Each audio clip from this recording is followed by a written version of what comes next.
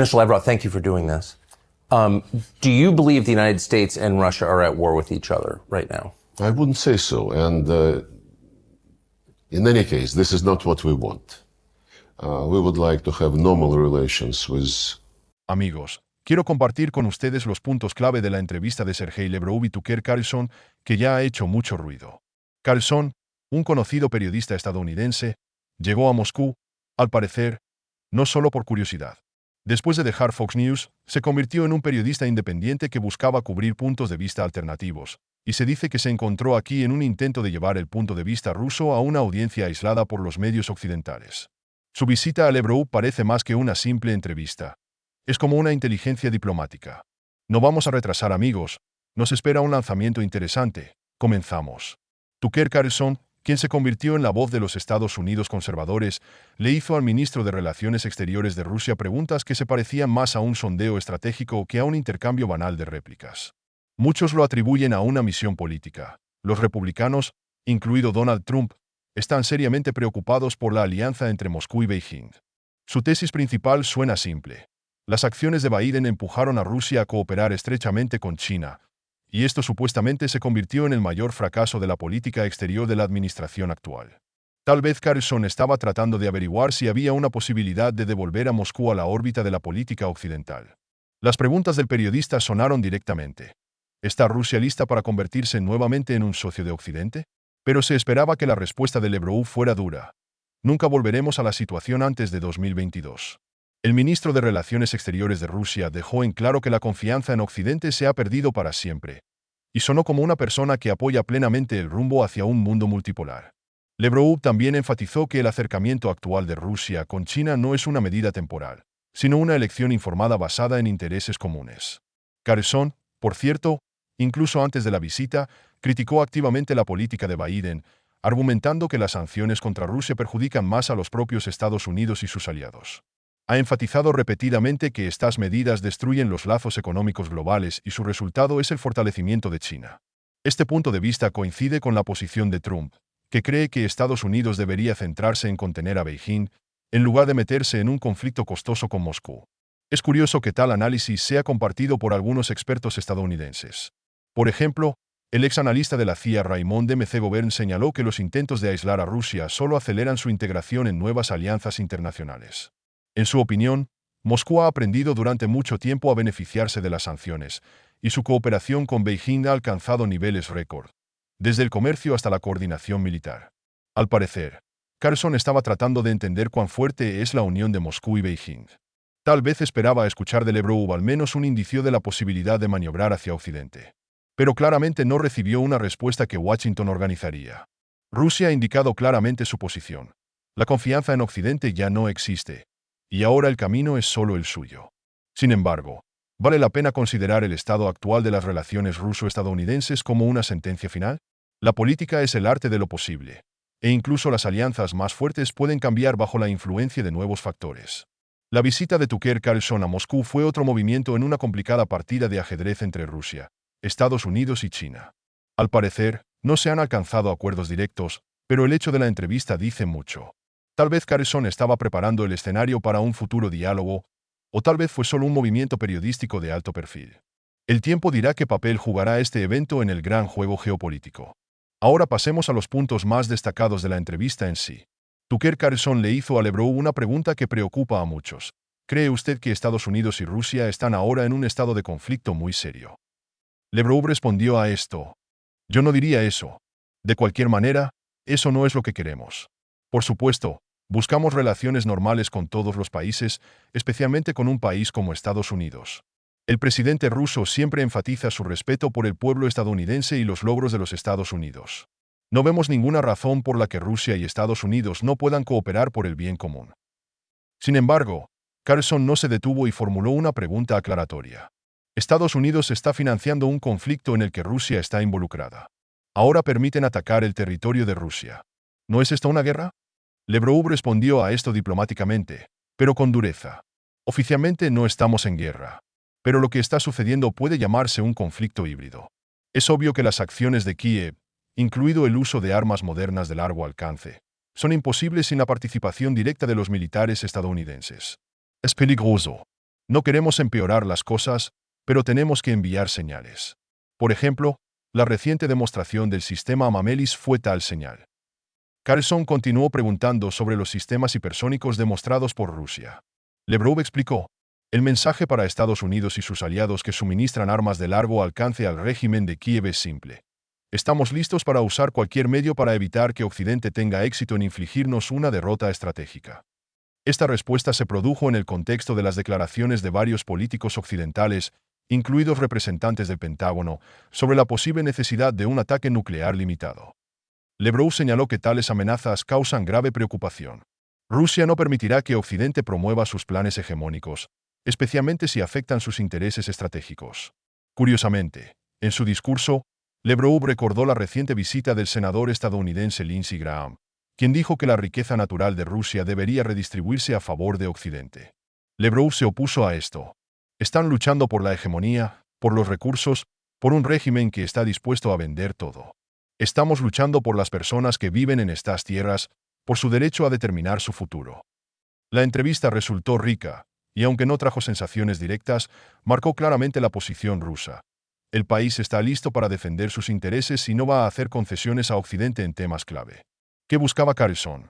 La respuesta a esta pregunta puede estar no solo en las palabras, sino también en las señales no comerciales que se llevó consigo. Y esto es solo el comienzo, amigos. A continuación, comienza la parte más brillante de la liberación. Mirar y escuchar con atención. Lebrov vuelve a tomar la palabra y continúa. Nos preocupamos por las personas, no por los recursos naturales que se sabe que alguien en lo sé. Este es un mensaje importante que Rusia ha tratado de transmitir a través de las pruebas de su sistema hipersónico en condiciones reales.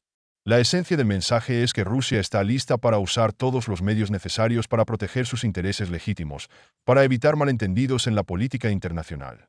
Sin embargo, según Lebrov, algunas personalidades en Londres y Bruselas no parecen evaluar la situación correctamente. Rusia está dispuesta a enviar señales adicionales si no sacan las conclusiones necesarias. Estas palabras de Lebrov pueden percibirse como un desafío directo a la diplomacia occidental. De hecho, cuestiona abiertamente los altos ideales de Occidente, que durante mucho tiempo no se trata de libertades y derechos, sino de una lucha por el control, el poder y los recursos. Cuando se trata del conflicto en Ucrania, Rusia no se centra en el juego geopolítico, sino en la tragedia de millones de personas atrapadas en la zona del desastre. Para Moscú, esto no es solo un territorio en el mapa, sino la vida de las personas, su derecho a la seguridad y la dignidad. Desde el punto de vista de Lebrov, Occidente no está luchando por derechos y libertades, sino por recursos, por el control de territorios estratégicos e influencia en diferentes regiones. Él enfatiza que para Occidente, las personas y sus destinos son solo estadísticas. Y en el conflicto, Occidente ve una oportunidad para fortalecer su hegemonía económica y política. Por el contrario, Rusia lucha por aquellas personas cuyos antepasados dominaron la tierra durante siglos, construyeron ciudades y fábricas. En esta lucha, Moscú protege no solo su territorio, sino también el derecho a existir para quienes viven en él. Estas palabras no solo denuncian, sino que también dan una idea clara de la esencia de los dobles estándares de Occidente. Él, que dice enseñar a otros la democracia, resulta ser el primero en olvidarla cuando surgen nuevos intereses económicos en el horizonte, como el petróleo, el gas o los corredores estratégicos de transporte. Rusia, a su vez, sostiene que está del lado de aquellos que son víctimas de estas guerras y no de aquellos que se benefician de ellas. La declaración de Lebrov suena como un grito que responde mucho más allá de las fronteras de Rusia, en África, Asia y América Latina. Estas regiones recuerdan bien cómo las potencias occidentales vinieron en paz, pero dejaron solo la ruina. Que Occidente culpe a Rusia de cinismo, pero la realidad es que hoy la elección no es solo entre Rusia y Occidente, sino entre la lucha por las personas y la lucha por los recursos. Lebrov compartió sus pensamientos sobre los eventos en Bucha. Reveló detalles exclusivos sobre el fracaso de las negociaciones en Estambul. Carlson preguntó por qué fracasaron las negociaciones. Lebrov respondió que, según el jefe de la delegación ucraniana, David Arachamilla, el primer ministro británico, Boris Johnson, insistió en continuar la lucha, a pesar de los acuerdos alcanzados. Sin embargo, Johnson lo negó, y Arachamia, mientras estaba en las negociaciones, afirmó lo contrario. Lebrov recordó que estos hechos no se mencionan en los medios de comunicación occidentales, a pesar de la enorme resonancia que causó este caso. Lebrov señaló que él mismo planteó repetidamente este tema en el Consejo de Seguridad de la ONU. Durante una de las reuniones con el secretario general de la ONU, pidió directamente que se explicara por qué esta trama no se discute. A pesar de la resonancia en los medios de comunicación, los funcionarios occidentales guardaron silencio. Lebrov enfatizó que no son los periodistas, sino los políticos y los funcionarios quienes deben responder estas preguntas, porque son responsables de difundir información y tomar decisiones. Qué rápido está cambiando la agenda en los medios de comunicación.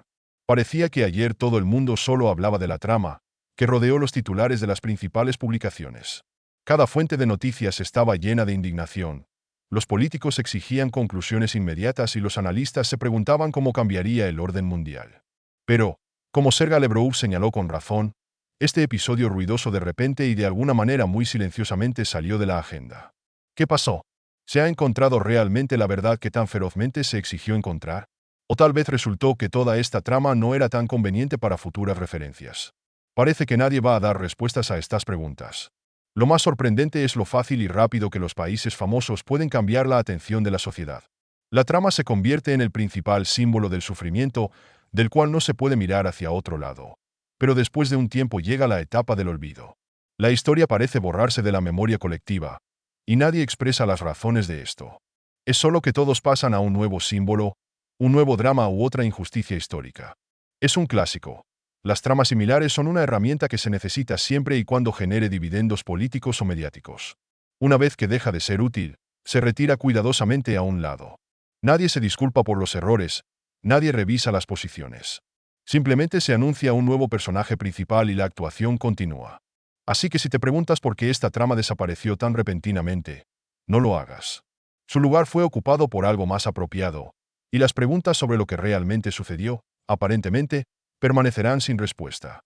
Ahora, pasando al tema de las negociaciones, Lebrov mencionó las palabras del presidente Putin, quien el 14 de junio en el Ministerio de Relaciones Exteriores de Rusia confirmó su disposición a negociar sobre la base de los principios acordados en Estambul. Estos principios fueron rechazados por el ex primer ministro británico Boris Johnson. El principio clave de estas negociaciones fue la renuncia de Ucrania a la OTAN. Rusia estaba dispuesta a unirse al grupo de países que podrían proporcionar garantías de seguridad colectiva, excluyendo cualquier participación de la OTAN, bases militares o ejercicios militares en el territorio de Ucrania con la participación de tropas extranjeras. Estas fueron las condiciones que Putin expresó en abril de 2022. Sin embargo, el tiempo ha pasado desde entonces y ahora es necesario tener en cuenta las realidades cambiantes en la Tierra. Lebrov mencionó que en este momento no solo ha cambiado la línea de contacto entre las partes en el conflicto, sino que también ha habido cambios en la Constitución de la Federación Rusa, que también debe tenerse en cuenta. Estos cambios ya han llevado al hecho de que ciertos territorios se han convertido en parte de Rusia, y la situación en el campo de batalla, así como las condiciones políticas, requieren nuevos enfoques. En su entrevista, Sergei Lebrov discutió en detalle la situación actual y la posición de Rusia con respecto al conflicto internacional y sus relaciones con Occidente. Rusia no puede tolerar la situación en la que se mantienen las leyes contra la lengua rusa, la cultura rusa y la Iglesia Ortodoxa en los países que Rusia considera sus vecinos. Lebrov señaló que Occidente ha estado en silencio desde 2017, cuando comenzó esta ofensiva legislativa contra las comunidades de habla rusa, y Rusia tuvo que llamar la atención sobre este tema de una manera especial. Cuando se trata de política exterior, Lebrov se refirió a un importante giro de Rusia hacia el este que, en su opinión, se hizo evidente después de que la política occidental fracasó. Recordó que durante 20 años en Washington hubo ideas para llevar a Rusia al bloque occidental para equilibrar contra el aumento del este, pero esto no se materializó. Hoy, Rusia y China forman una alianza que, según Lebrov, es inevitable dada la geografía y la vecindad de los países. Al mismo tiempo, Lebrov habló sobre cómo han cambiado las relaciones de Rusia con países vecinos como Finlandia. Expresó su descontento con el hecho de que, de repente, en el contexto de la cooperación con Finlandia, regresaron a la neutralidad militar y reanudaron su odio, lo que causa ansiedad en Rusia. Lebrov también señaló que Rusia no negociará con Occidente si no tienen en cuenta sus intereses. Reiteró que Rusia está lista para el diálogo, pero solo si se respetan sus intereses, lo que incluye el reconocimiento de nuevas realidades territoriales, la ausencia de Ucrania en la OTAN y cambios en la legislación para eliminar las amenazas para Rusia y su población. Occidente, a su vez, continúa afirmando que la situación debe resolverse teniendo en cuenta los intereses de Ucrania. Los líderes de países como Francia y Alemania siguen insistiendo en la necesidad de derrotar a Rusia. Sin embargo, a pesar de la retórica pública, no se están tomando medidas reales para resolver el conflicto, lo que es motivo de preocupación tanto en Europa como en los Estados Unidos. Las divisiones internas en Occidente, las consecuencias económicas de un conflicto prolongado para los países europeos, así como la falta de voluntad de las élites políticas para reconocer los errores, empeoran la situación. Lavrov también señaló que Rusia no va a hacer concesiones que pongan en peligro su seguridad y está lista para negociar, pero solo en términos de igualdad. A pesar de los esfuerzos de Rusia para comunicar su posición, la confianza entre los países sigue siendo baja. El problema no es solo la diferencia de posiciones, sino también la desconfianza general que se ha convertido en la base de las relaciones internacionales. Me gustaría expresar mi opinión, amigos. La entrevista de Sergey Lavrov y Tucker Carlson me dejó con sentimientos encontrados. Por un lado, admiro la profesionalidad de Lavrov, quien hábilmente construye argumentos y defiende constantemente los intereses de su país. Por otra parte, era evidente que seguía existiendo una gran brecha de desconfianza entre las partes, que impedía un diálogo constructivo. Lavrov enfatiza convincentemente la posición de Rusia, pero parece que sus palabras a menudo permanecen sin respuesta en Occidente, lo cual es lamentable. Tucker Carlson en esta entrevista se ha manifestado como un periodista que busca hacer preguntas candentes y plantear temas difíciles. Su interés en el punto de vista de Rusia y su disposición a darle a Lavrov la oportunidad de hablar es un paso que los medios de comunicación occidentales no han tenido durante mucho tiempo. Esta es una ocasión rara en la que una conversación, aunque compleja, se ha mantenido en un espíritu de respeto y profesionalismo. Aprecio sus esfuerzos para tratar de revelar el punto de vista opuesto a una audiencia más amplia. Estoy agradecido a los dos participantes por esta entrevista. Ha permitido comprender mejor las posiciones y los enfoques de la política internacional de ambas partes. Esos diálogos, aunque no tengan resultados inmediatos, son importantes para crear puentes en una crisis mundial profunda. Gracias por su atención, amigos. No se olvide de escribir su opinión sobre la entrevista. No se olvide de suscribirse al canal por delante de un montón de cosas interesantes. Hasta luego.